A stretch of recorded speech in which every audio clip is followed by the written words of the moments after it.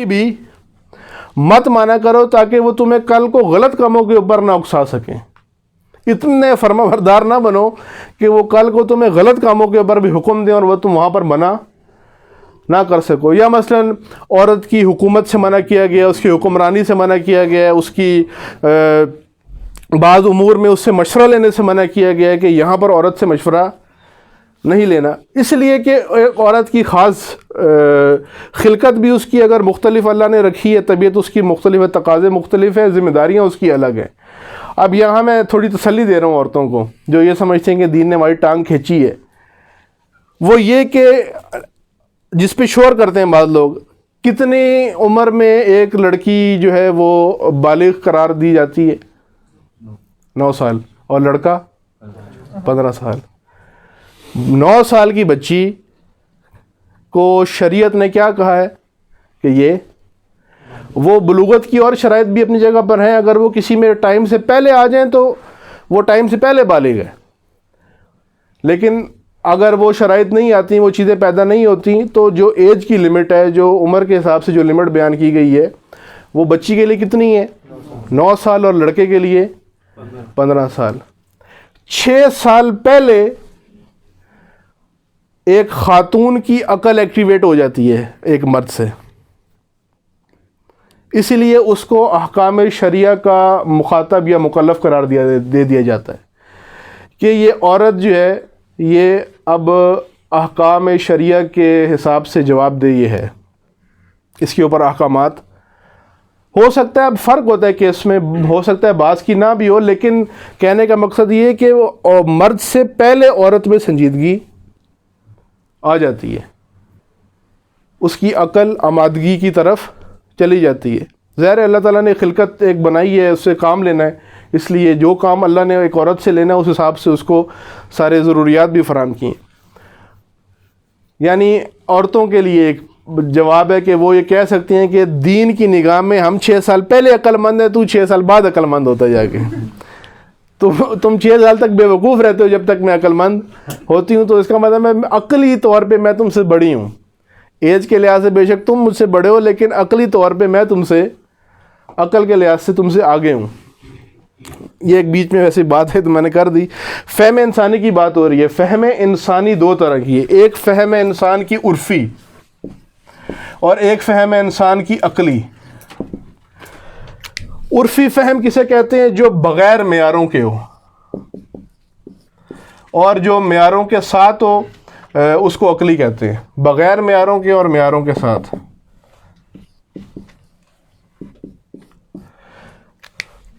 یعنی ایک سمجھ ہم سب کے اندر ہے، عرفی سمجھ جس کو عرف عام کہا جاتا ہے، اور ایک سمجھ ہمارے اندر ہے عقلی.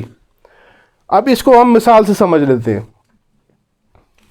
بہت ساری مثالیں ہیں اس کی، آپ اپنی ذاتی زندگی میں اگر تھوڑی سی توجہ کریں گے آپ کو سمجھ میں آ جائے گی. جہاں پر ہم معیار کو دیکھے بغیر رائے قائم کر رہے ہوتے ہیں وہاں ہماری عرفی فہم کام کر رہی ہوتی ہے. جہاں ہم معیاروں کے اوپر پرکھ کے فیصلہ کر رہے ہوتے ہیں وہاں ہماری عقل کام کر رہی ہوتی ہے. مثلا بیماری کا دور چل رہا ہے، آپ کسی کو بھی کھانستے ہوئے دیکھتے ہیں، چھینکیں اس کو آئیں، گلا خراب ہوا، اس کا ٹیسٹ غائب ہوا، اسمیل اس کو نہ آ رہی ہو، جسم میں اس کے درد ہو رہا ہو، آپ فوراً رائے دیتے ہیں کہ تمہیں کرونا ہے، کہتے ہیں نا. یا کسی کو اور کچھ علامات ہو تو کہتے ہیں جی آپ کو ٹائیفائیڈ ہو گیا. یا کوئی 2-4 علامات اور ہوتی ہیں، آپ کہتے ہیں جی آپ کو جو ہے وہ نمونیا ہے، آپ کو ملیریا ہے.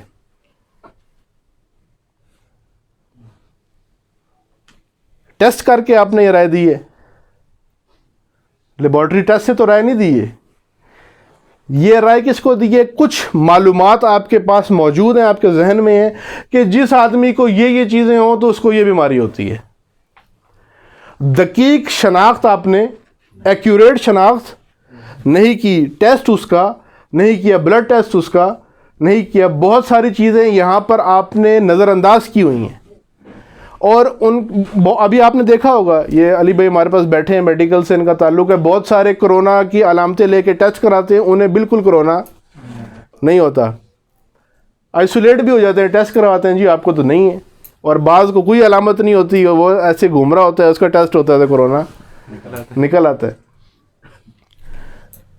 رائے ہم جو قائم کر لیتے ہیں دقیق معیاروں کو دیکھے بغیر، بعض چیزوں کو نظر انداز کیے بغیر، اس کو عرفی فہم کہتے ہیں۔ زندگی کے بہت سارے امور اسی سے چلتے ہیں، دین نے بھی اس کی اجازت دی ہے ایک حد تک کہ ٹھیک ہے یہ عرف عام میں جیسے چلتا ہے ویسے آپ کریں، لیکن اگلی فہم جو انسان کے اندر ہے وہ ہے عقلی، جو معیاروں کے اوپر فیصلہ کرتی ہے، معیاروں پر پرکھ کے۔ مثلا اس آدمی کا ٹیسٹ آپ لیں، اس کی سیمپل لیں، ٹیسٹ لینے کے بعد جو رپورٹ آئے اس کو آپ کہیں گے کہ یہ عقلی رائے ہے۔ یہ میں نے ایک مثال دی ہے، اور بھی بہت ساری مثالیں آپ دے سکتے ہیں کہ جہاں پر معیاروں کو مد نظر نہ رکھا جائے، سب معیاروں کو، اور بعض چیزوں کو نظر انداز کر کے رائے دے دی جائے، اس کو عرفی فہم کہتے ہیں۔ اور جہاں پر دقیق معیاروں کے اوپر پرکھ کے فیصلہ کیا جائے کہ یہ فلاں چیز ہے یا نہیں ہے، مثلا اگر ہم اس لحاظ سے اپنی شیعوں کی بات کریں تو عرفی لحاظ سے ہم سارے شیعہ ہیں، عرفی لحاظ سے ہم سارے شیعہ بھی ہیں، مومن بھی ہیں، مسلمان بھی ہیں، کیونکہ ہم معیاروں کے اوپر پرکھ کے رائے ہم قائم۔ دو چار چیزیں دیکھی، ویسے کوئی نیا بندہ آپ کے محلے میں کوئی نیا آدمی آتا ہے، اس کو دیکھتے ہیں یہ شیعہ ہو سکتا ہے، وہ کیا دیکھ کے آپ معیاروں پر آپ فیصلہ کر رہے ہوتے ہیں؟ نہیں، دو چار چیزیں آپ کے ذہن میں ہوتی ہیں کہ شیعہ یہ کام کرتے ہیں، وہ دیکھ کر آپ فیصلہ یا نام سن لیتے ہیں یا کالے کپڑے پہن لیے اور دو چار چیزیں آپ نے دیکھی ہیں یہ شیعہ ہوگا۔ عرفی طور پہ یہ ہم کام کرتے ہیں، جہاں پر معیار دیکھیں وہاں پر عقلی فہم ہوتی ہے، جہاں پر معیار نہ دیکھیں وہاں عرفی ہوتی ہے۔ بہت سارے کام چلتے ہیں، یہ اس کو میں رد نہیں کر رہا، بہت سارے دین نے بھی یہی کہا ہے کہ اس کے ذریعے کام چلاؤ۔ مثلا آپ پاک کرتے ہیں برتن، یا آپ اپنا ہاتھ پاک کرتے ہیں، لباس پاک کرتے ہیں، اس کے اوپر سے گندگی صاف کرتے ہیں، نجاست دور کرتے ہیں۔ آپ نجاست دور جب کرتے ہیں تو جا کے لیب ٹیسٹ کرواتے ہیں، لیب ٹیسٹ تو نہیں کرواتے ہیں نا، ظاہری طور پہ دیکھتے ہیں ہاں نجاست دور ہو گئی، بس یہ پاک ہے۔ دین نے کیا کہا؟ ٹھیک ہے یہ تم نے صحیح فیصلہ۔ بعض وہمی قسم کے لوگ ہوتے ہیں، وہ کیا کرتے ہیں، نہیں جی ابھی ادھر کوئی دو چار جراثیم بیٹھے ہوئے ہوں گے، نجاست کا کوئی ذرہ یہاں پر موجود ہوگا، وہ دبا دبا کے دھوئیں گے۔ وہ ایک لطیفہ بھی مشہور ہے کہ ایک مولانا صاحب نے اپنی بیوی کو مار دیا اس طرح، وہ وہمی سے مولانا سے ان کی شادی ہوئی تو انہوں نے اتنے غسل کروائے ٹھنڈی نہر میں کہ نہیں ابھی تک جو ہے نا وہ پاکیزگی نہیں تمہارے اوپر آئی ہوگی، نجاست ہوگی۔ وہ ٹھنڈ میں 2-3 دفعہ غسل کرا، بیچاری ادھر ہی مر گئی۔ یہ مدرسوں میں ایک مشہور لطیفہ ہے کہ اس طرح ہوا ہے، وہ وہمی ایک ذہن کی۔ دین کیا کہتے ہیں؟ بھائی دیکھو عرفی طور پہ ہاں صاف ہو گئے نا، پاک ہو گئے، ٹھیک ہے بس۔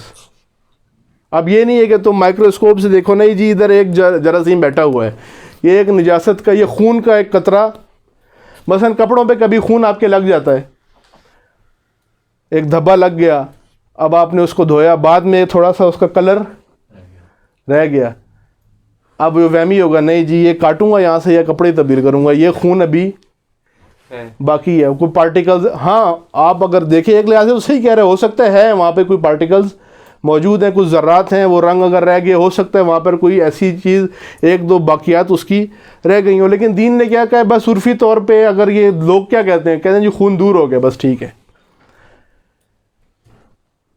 اتنا مشکل بھی نہیں دین نے بنایا، سہولت بھی دی ہوئی ہے بہت سارے امور میں۔ یہ میں ویسے ہی ایک دو مثالیں دے رہا ہوں عرفی کے لیے، لیکن عقلی فہم وہ ہے جہاں پر انسان معیار دیکھتا ہے۔ اب عقل کی بھی دو اقسام ہیں۔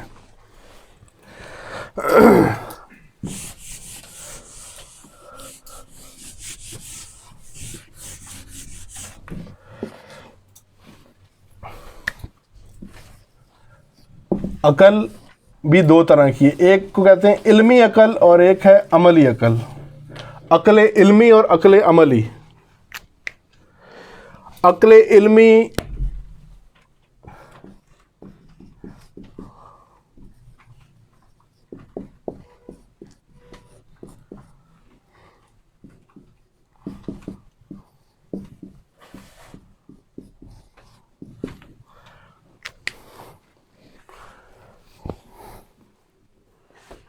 یہ لکھنا نہیں آگے والا، یہ میں نے مثال لکھی ہے۔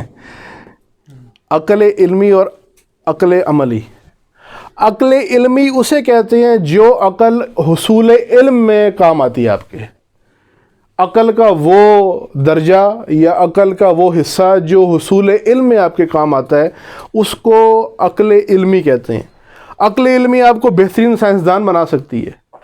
عقل علمی آپ کو بہترین فلسفی بنا سکتی ہے. عقل علمی آپ کو ڈاکٹر بنا سکتی ہے.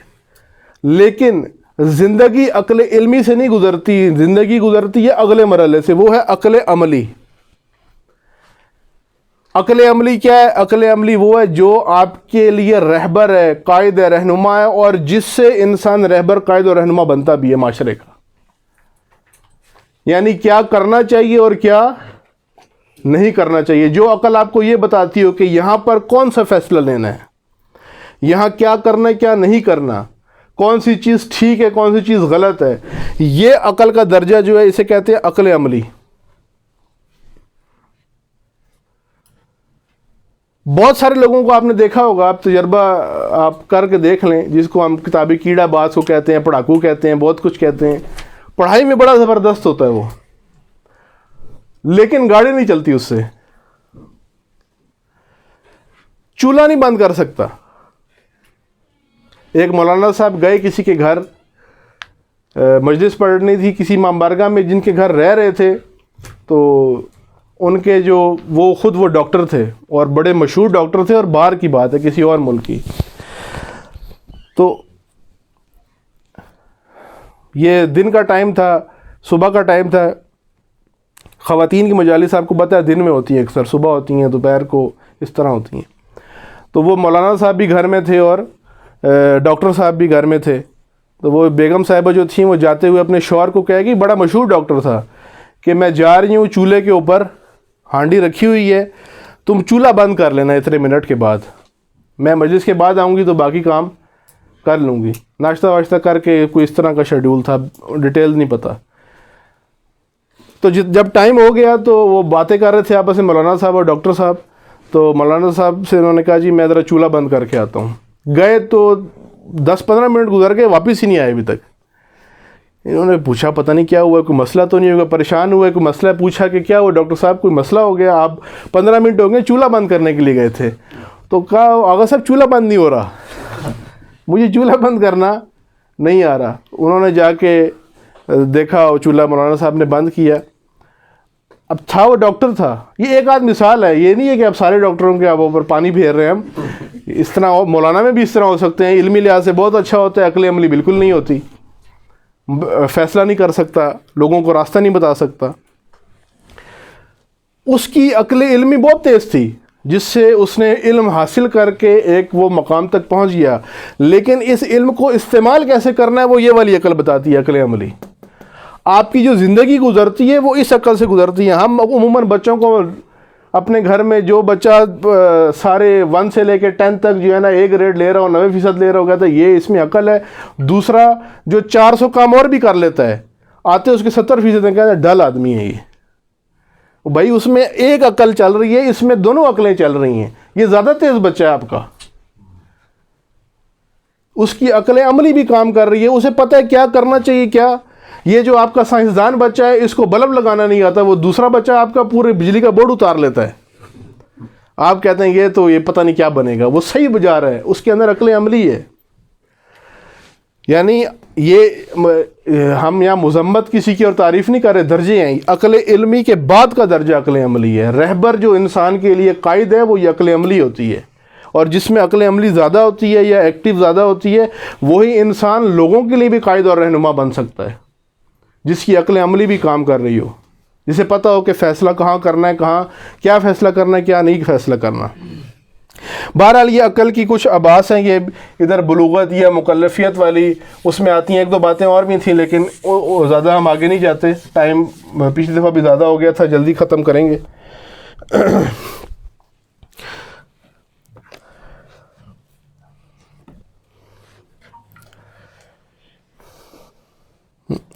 یہاں پر تکلیف کی بات ہو رہی تھی، مکلفیت کی بات ہو رہی تھی. سورہ بقرہ کی آیت آپ نے پڑھی ہے، اس میں پہلی جو سطر ہے اسی میں یہ مکلفیت کا ذکر کیا گیا. یہاں جو بیان کیا جا رہا ہے وہ یہ، ابھی تک ہم نے احکام شریعہ کے حوالے سے بیان کیا مکلف ہے. انسان مکلف ہے یعنی کیا ہے؟ ذمہ دار ہے. اور کیسی ذمہ داری ہے اس کے اوپر؟ جو مشقت آور ذمہ داری ہے جس نے انسان کو تکلیف میں رکھا ہے. لیکن یہ جو فقہ ہمارے اوپر تکالیف شریعہ جس کو ہم کہتے ہیں، جو احکام ہمارے اوپر لاگو کرتی ہے، ساری کی ساری یہی تکلیف نہیں ہے ہماری، ساری ہماری مکلفیت یہ نہیں ہے. یہ پہلا درجہ ہے جو ہمیں تیار کرتا ہے اگلے درجے کے لیے. ہم نے اگلے درجے پر جانا ہے. انسان مکلف ہے، صرف شرعی احکام کے لحاظ سے مکلف نہیں ہے، بلکہ یہ ایک مرحلہ ہے اور اس کے بعد اگلے مرحلے میں انسان نے جانا ہے. بہت سارے آپ کو لوگ نظر آئیں گے جو پہلے مرحلے میں بڑی اچھی کارکردگی ہے، جن کی بڑا اچھا انہوں نے عمل کیا ہے، سارے اعمال ان کے پورے ہیں، سارے اعمال کے اوپر نماز، روزہ، حج، زکوٰۃ سب ان کی برابر جاری ہے. لیکن اس ساری تمرین اور تدریب کے بعد، اس ساری ممارست کے بعد اپ گریڈ ہو کے اگلی تکلیف اٹھانی تھی، اس مرحلے میں یہ بالکل نہیں جاتے. اس مرحلے کو انہوں نے چھوڑا ہوا ہے، حالانکہ یہ ساری کی ساری تمرین تھی اگلے مرحلے کے لیے.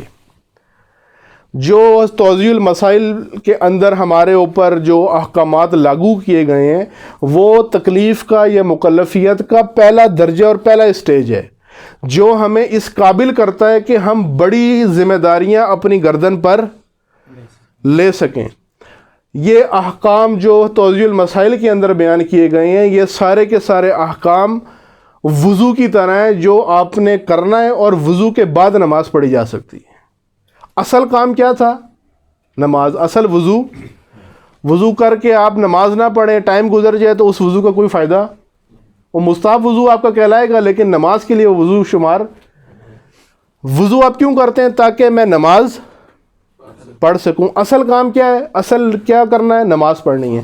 وضو کیوں کرتے ہیں؟ تاکہ آپ کے اندر دین نے یہ بتایا کہ اگر نماز پڑھنا چاہتے ہو تو تمہارے اندر یہ وارم اپ تمہیں کرنا پڑے گا. جیسے فٹ بال آپ لوگ، عمران بھائی کوچ ادھر بیٹھے ہوئے ہیں، پاکستانی ویسے وارم اپ کر سکتے ہیں یا میچ کھیل سکتے ہیں؟ اگر وارم اپ کر لے تو میچ رہ جاتا ہے، اگر میچ کھیلنا ہے تو وارم اپ نہیں کر سکتے.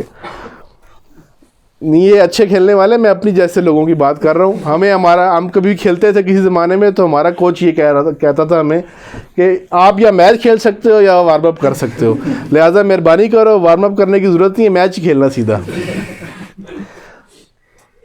یہ وضو کیا ہے؟ آپ وارم اپ کرتے ہیں کس کے لیے؟ اصل کام کے لیے. جیسے آپ میچ میں کیا ہے، ایک جسم کو تیار کرتے ہیں، آمادہ کرتے ہیں تاکہ میچ کھیلا جا سکے. اور بعض اوقات آپ نے دیکھا ہے کہ وارم اپ بڑا سخت بھی کرواتے ہیں کوچ.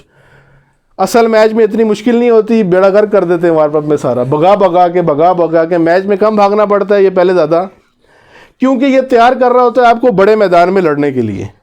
فوج میں آپ دیکھ لیں، اصل جنگ شاید اتنی مشکل بعض اوقات ذمہ داریاں نہیں ہوتی، مشقوں کے اندر ان فوجیوں کا جو حشر کیا جاتا ہے، وہ آپ میں سے جو جانتے ہیں یا جن کا کوئی تعلق واسطہ ہوگا وہ بتا سکتے ہیں کہ بہت سخت مشقیں کروائی جاتی ہیں، بہت سخت مشقیں کروائی جاتی ہیں.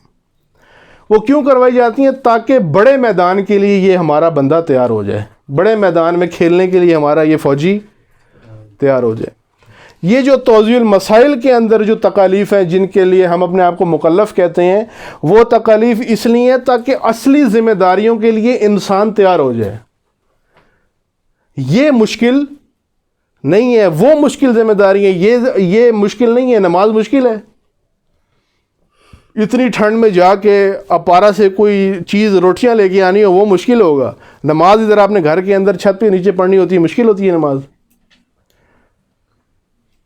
اب بعض ہیں احکامات، مثلا روزہ ہے یا حج ہے، جس کو آپ کہہ سکتے ہیں کہ یہ مشکل ہے، نسبتاً مشکل ہے. وہ نماز کے مقابلے میں مشکل ہے، لیکن وہ جو اصلی ذمہ داری ہیں جب ان کو آپ دیکھیں گے تو یہ کچھ بھی نہیں ہے، یہ مشکل نہیں ہے. البتہ اس میں بھی فرق ہے. بعض قرآن نے یہ فرمایا کہ بعض ایسے جن کے لیے نماز بہت ہی مشکل ہے، ان کے اوپر عذاب ہے، نماز بوجھ ہے. اور بعض ایسے ان کے لیے کچھ بھی نہیں ہے. خاشعین کے لیے وہ دائماً حالت نماز میں رہنے والوں کا بھی قرآن میں ذکر ہے، جو 24 گھنٹے حالت نماز میں رہتے ہیں. وہ نہیں، یہ مراد نہیں ہے کہ وہ 24 گھنٹے مصلی پہ ہوتے ہیں. وہ 24 گھنٹے حالت نماز کا کیا مطلب؟ جیسی حالت نماز پہ ان پہ طاری ہوتی ہے وہی حالت 24 گھنٹے ان کے اوپر رہتی ہے. یہ جتنے بھی عبادات ہیں جو توضیح المسائل میں آپ کے اوپر کی مالی عبادات ہے یا جس قسم کی جو بھی عبادات ہیں، جو معاملات ہیں، نماز ہے، روزہ، حج، زکوٰۃ، خمس اور دیگر جتنے بھی اعمال آپ نے کپڑے پہننے، کھانے پینے میں جو کچھ کرنا ہے، یہ ساری کی ساری جو تکالیف ہیں، یہ ساری ذمہ داریاں انسان کی ٹریننگ ہیں، ایک قسم کی انسان کی مشق ہیں تاکہ وہ رشد کرے، ترقی کرے اور ترقی کر کے بڑی ذمہ داریوں کو اٹھانے کے قابل ہو جائے۔ ایک ذمہ داری، اس لیے آپ کو خطبہ متقین پڑھنے کا کہا تھا۔ روزہ کیوں واجب کیا گیا ہے؟ متقی بننے کے لیے۔ اب رمضان میں یہ والی آیت تو ساری پڑھتے ہیں نا، رمضان کے علاوہ تو ہمیں یہی نہیں پتہ ہوتا اسلامی مہینہ کون سا ہے، محرم کا پتہ ہوتا ہے، باقی چاند سارا ہم بھول جاتے ہیں، رمضان میں ہمیں سارا چاند یاد آتا ہے، اور رمضان میں اور بھی بہت ساری چیزیں ہمیں یاد آتی ہیں۔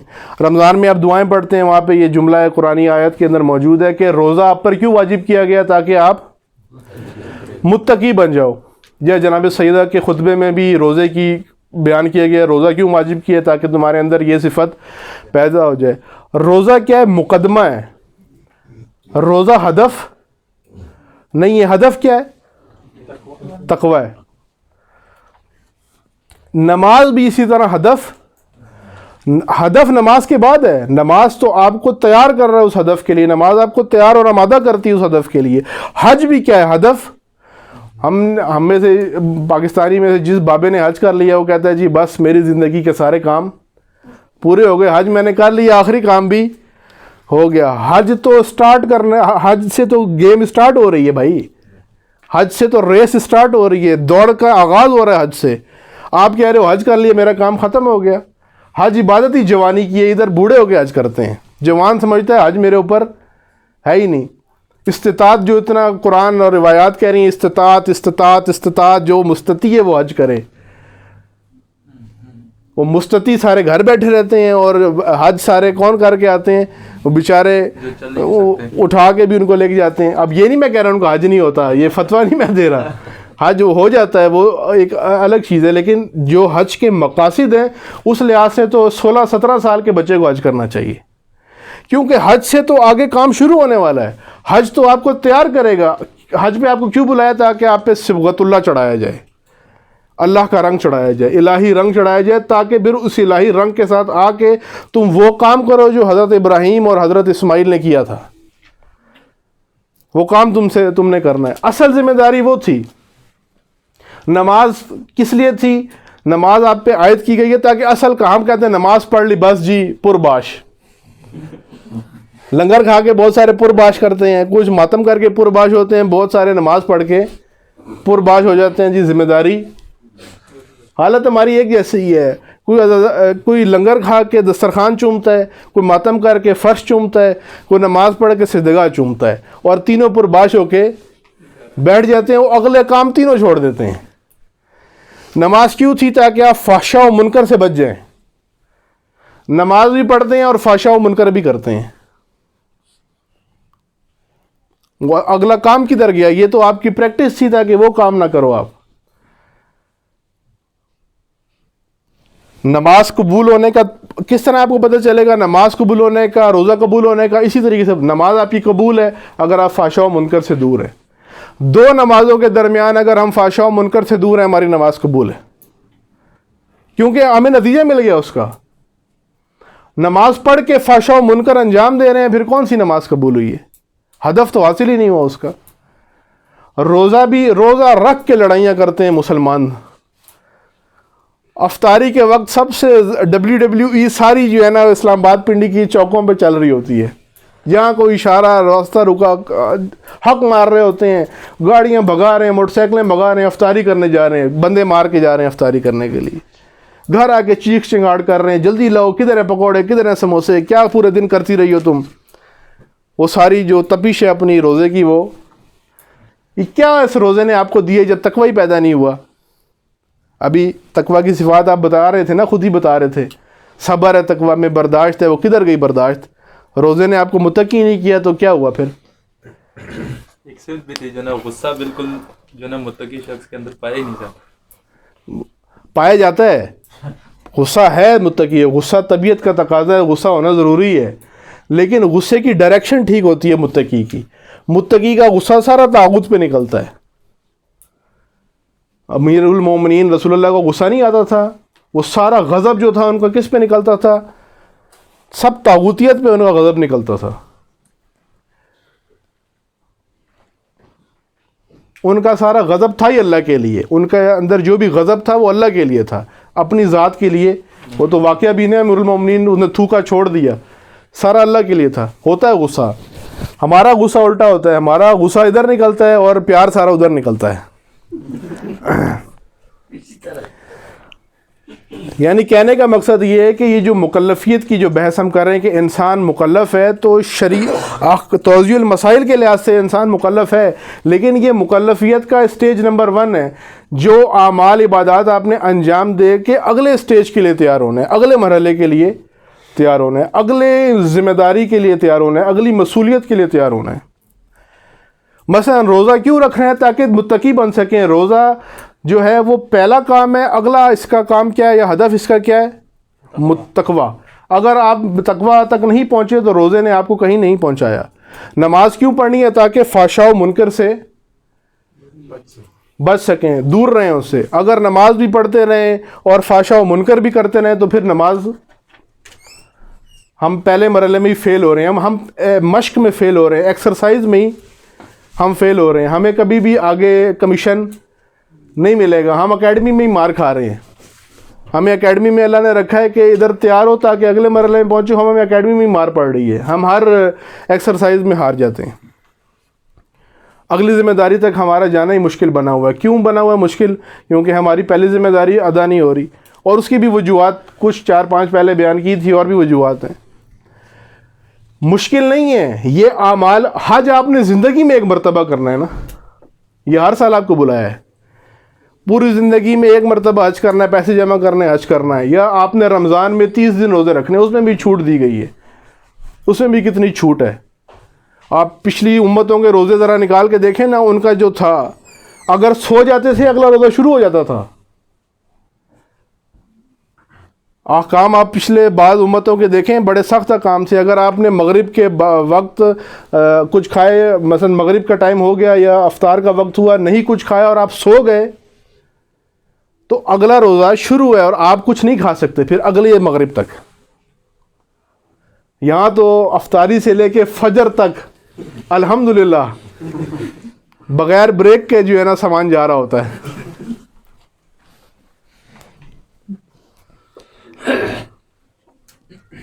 یہ احکام جتنے بھی ہیں جو مکلف ہمارے اوپر بطور مکلف بحیثیت مکلف لاگو کیے گئے ہیں, یہ احکام اس لیے تاکہ ہم تیار ہوں اور مکلفیت کا اگلا درجہ طے کرنے کے لیے آمادہ ہوں, تاکہ اگلا کام کریں. یہ سارے کام مشکل, ہم انہیں مشکل سمجھتے ہیں, مشکل نہیں ہے. ایک جوان سخت دھوپ میں کرکٹ کھیل سکتا ہے, گراؤنڈ میں فٹ بال کھیل سکتا ہے, سموسے کھانے کے لیے بازار جا سکتا ہے, لاک ڈاؤن میں بچ بچا کے پولیس والوں سے چاٹ کھانے کے لیے پہنچ سکتا ہے. ایک بڑے دن ہو گئے, سگریٹ پینے کے لیے چلا جائے گا باہر, کہ اندر بیٹھا ہوں ابھی تک سگریٹ نہیں میں نے پی. اندر مصلی کے اوپر سکون سے وضو کر کے نماز پڑھنا, یہ ایسے مشکل لگتا ہے. کام مشکل نہیں ہے, حالت ایسی ہے کہ مشکل بنی ہوئی ہے. کام مشکل, یہ ساری عبادات مشکل ذاتاً مشکل نہیں ہے. ہمارے لیے مشکل اس لیے بنی ہے کہ ہم آمادہ نہیں ہیں, ہماری آمادگی کم ہے. اور یہ خود یہ سارے کام اس لیے تھے کہ بھائی آمادہ ہو تاکہ اگلے کام کر سکو.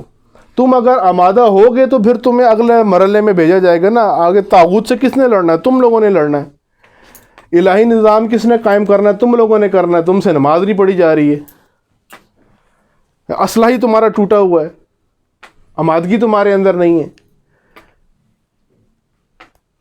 لہٰذا انسان جو مکلف, جو انسان کو قرآن نے کہا ہے, وہ اس لحاظ سے بھی مکلف ہے. یہ جو ذمہ داریاں ہمارے اوپر شرعی لحاظ سے توضیح المسائل کے اعتبار سے عائد ہوتی ہیں, اور اگلی بھی ذمہ داریاں بھی ہیں جو آگے بیان کی جائیں گی. بعض جو ہے وہ ابھی آپ کے ذہن میں پہلے سے ہیں امور, کہ یہ چیزیں انسان ہم نے انجام دینی ہوتی ہیں. یہاں پر ایک بات, کام مشکل نہیں ہے, ارادے کی کمزوری ہے. ہمارا ارادہ کمزور ہوتا ہے. اور میں نے ایک شاید پہلے بھی یہاں پر بات کی تھی کہ انسان جب ارادہ کرتا ہے کسی کام کو کرنے کا, اور عمل کرنے اور ارادے میں جو گیپ ہوتا ہے. مثلا میں نے ارادہ کیا کہ میں وہاں اس کمرے میں جا کے نماز پڑھتا ہوں, یہ جو ارادہ کرنے سے لے کے عمل کرنے تک بیچ میں وقفہ ہے, شیطان اس پہ حملہ کرتا ہے. یہ سب سے کمزور پوائنٹ ہوتا ہے انسان کا جس کے اوپر حملہ کیا جا سکتا ہے, اور شیطان اسی وقت حملہ کرتا ہے. اگر آپ نے ارادہ کیا کہ بھائی میں نے صبح جو ہے نا انشاءاللہ صبح میں نے 1 صفحہ ضرور قرآن کا پڑھنا ہے, آپ ایک ارادہ کرتے ہیں, ایک چھوٹا سا کام ہے, وہ بہت بڑا کام نہیں ہے. یہ جو گیپ ہے نا بیچ میں, جو ٹائم ارادہ عمل میں تبدیل ہونے تک جو گیپ ہوتا ہے, شیطان اس میں حملہ کرتا ہے ہمیشہ. اس لیے کوشش یہ کرنی چاہیے, اسی لیے کہا کہ ان کاموں میں جلدی کے لیے کہ آپ جب کوئی کار خیر کا ارادہ کریں تو اس میں جلدی کریں, یعنی اپنے ارادے کو بالفعل کر لیں. بالفعل آپ نے پڑھا ابھی, بالفعل کر لیں. آپ نے اگر اپنا ارادہ بالفعل کر لیا نا, آپ کا ارادہ مضبوط ہو جائے گا. سمجھ لیں ایک اینٹ رکھ دیا آپ نے اس کے اوپر, ایک ردہ لگا دیا آپ نے, پھر آپ نے ارادے کو اور مضبوط کرنا اسی طرح تدریجاً. یہ نہیں ہوتا, اس طرح نہیں ہوتا کہ بس انشاءاللہ کل سے جو ہے میں انسان کامل ہوں, اور صبح نماز شب بھی ہوگی, اور 2 سپارے بھی میں پڑھوں گا, اور کل امی کی خدمت بھی کروں گا, اور سارے کام میں کروں گا, سب سے اچھی طریقے سے بات کروں گا, اور پورا دن اس طرح گزاروں گا, اور پرسوں فجر بھی نہیں پڑھوں گا. تدریجاً آپ نے آگے بڑھنا ہوگا, کیونکہ آپ نے کسی کو مار کے آگے جانا ہے. ایسے خالی گراؤنڈ میں نہیں آپ نے فٹ بال گھمانی. آپ کے سامنے روکنے والے بھی کھڑے ہوئے ہیں, لشکر کھڑے ہوئے ہیں, ان لشکروں کو شکست دے کر آپ نے آگے جانا ہے. آپ کی حکمت عملی ایسی ہونی چاہیے کہ پہلے ایک دشمن کو گراؤں, پھر دوسرے دشمن کو گراؤں, پھر تیسرے دشمن کو گراؤں, تاکہ میں اپنے گول تک پہنچ جاؤں. یہ صرف فلموں میں ہوتا ہوگا کہ ادھر سے آپ نے مارا اور وہ بال اندر چلی گئی اڑتی ہوئی, بیچ میں کچھ بھی نہیں آیا. حقیقی دنیا میں آپ یہ سیکیورٹی والوں کے پاس چلے جائیں جو سیکیورٹی ٹریننگ دیتے ہیں, خصوصاً یہ جو پرسنل باڈی گارڈ کی جو ٹریننگ دیتے ہیں, یہ پہلی جو بات کرتے ہیں نا, وہ کیا کرتے ہیں اپنے تربیت کے لیے جو جوان آیا ہوتا ہے کہ حقیقی زندگی فلمی زندگی نہیں ہے. وہ پہلی بات اس کے ذہن میں یہ ڈالتے ہیں کہ یہ ریئل لائف ہے, یہ فلمی دنیا. وہ فلمی دنیا میں جو تم دیکھ کے آئے اس کو سب کو باہر پھینک دو. یہاں پر حقیقی زندگی ہے, ریئل لائف ہے, اس کے اپنے تقاضے ہیں, اس کو مد نظر رکھو. وہ باطل نظریات انسان کو ذہن سے نکالنے پڑتے ہیں. 1-2 باتیں اس میں اور بھی رہ گئی ہیں انشاءاللہ, پھر وہ بعد میں آپ کی خدمت میں عرض ہوں گی. درود پڑھی محمد و آل محمد پر.